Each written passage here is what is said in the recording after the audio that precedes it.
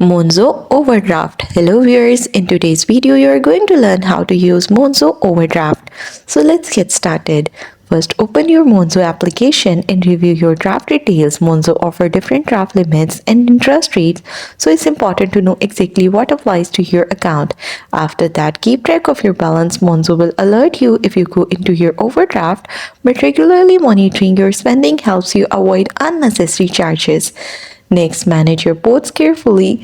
Money stored in ports is not counted toward your main balance, so if you are close to going overdrawn, move money from a port to your main account to avoid fee.